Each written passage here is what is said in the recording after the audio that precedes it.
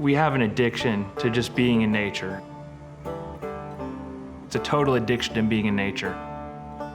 The adrenaline and the feeling that you get from watching the sunrise or watching the birds over the horizon or the smell of the woods early in the morning, that's what we live for. I had a weird relationship with fishing when I first started. I was so addicted to surfing that I actually thought fishing was kind of silly. At some point it dawned on me, like, wait a minute, I can be in the ocean when it's flat and go fishing, and then surf when the surf is good, and it burned like a fast fire. I didn't grow up saltwater fishing. My father was very much a freshwater bass angler, so I've fished almost every freshwater body of water in the state, searching for that next big largemouth bass. When I went to college, a good friend of mine that I met took me over to Crystal River, and I caught my first redfish, and I immediately was hooked. There's so many fish in the sea, and there's a lot of fish in the state of Florida to chase, but for me, the redfish is home.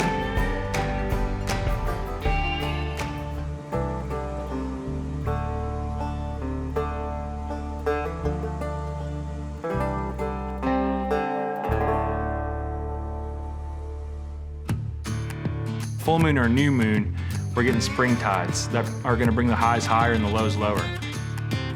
And in that short little window of opportunity, those couple of days that surround the full moon and the new moon, you have an opportunity to hitch up your boat, load up your dog, grab a couple fly rods and a shotgun and a box of shotgun shells, and fish for redfish on the incoming tide, wait for those tails to come up and catch redfish, and then when the tide peaks out and it hits, right at that magical point where the marsh hens get lifted off their feet in the Spartina grass, you can pull your boat up while your dog's sitting up there and get a chance to flush some birds and shoot some birds.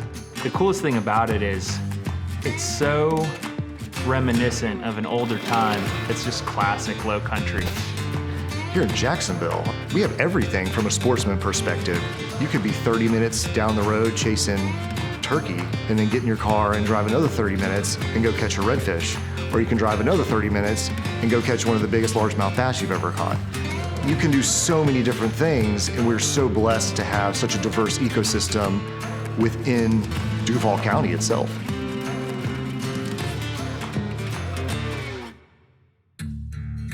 I was starting to recognize that there were problems in our estuary. I was starting to recognize oysters dying. I'm noticing some changes on the edges of the hammock islands, and I wanted to do something about it. I had this idea to start a redfish tournament to try to draw people from other areas of the country to Northeast Florida.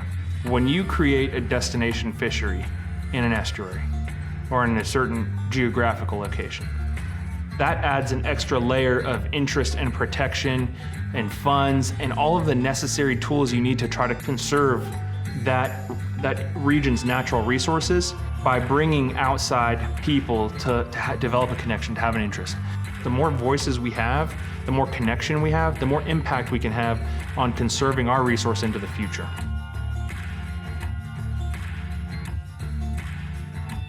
Being a fisherman forever, a dream of mine was to always own a Hell's Bay. And I told my wife when I turned 40, I'm buying a Hell's Bay. When I was 39, I bought a raffle ticket to a big raffle that was auctioning off a Hell's Bay. Out of 10,000 tickets, they pulled my name out of the hat. So they called me down. It was at a big convention in Orlando. There was my wife looking at the boat that I just won.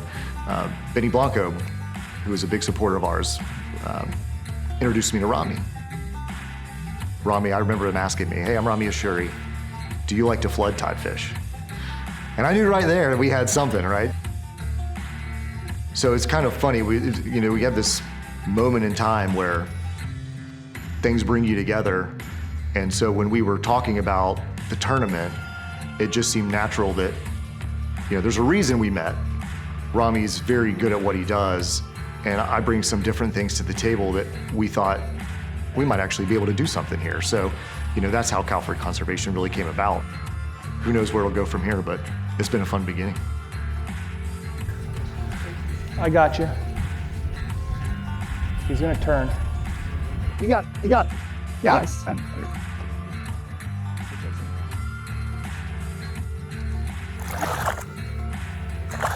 Nice fish. He opened his mouth and like made a squig. Got it. And then once I saw it disappear in there, I was like, stick him. Yeah. Woo! We got it. Historically, we've had so much submerged aquatic vegetation in Duval County that is completely gone now. All these natural grass beds that used to exist in the river, all the way up to Ortega, all the way down near the Buckman Bridge, are all gone. You're not seeing the evidence yet on the surface, but for people like myself that spend a lot of time on the water and have spent their whole life here, you see a lot of these things that are already happening, and they're patterns that have been followed throughout the state. Those types of changes at the mouth of our estuary are affecting species, in my opinion, that are migrating all up and down the Atlantic coast. Cobia and tarpon and all these species that people love, this is a huge stopover area for them. So if our river changes, the way that all of these species move are all gonna change. Water is the lifeblood of our state. And without clean, fresh water, nothing survives. When we alter the river's course, depth, everything, it changes the salinity of the river, the water temperature of the river, the turbidity of the river. We're trying to educate stakeholders and policymakers of these issues and show them that if we don't do something in the short term, we're gonna have major long-term damage. It's going to happen. The changes to the river at the mouth and the blocking of the fresh water upstream is a big problem. And we know we can't change damage that's already been done. You can't put sand back, you can't take the jetties out, we understand that.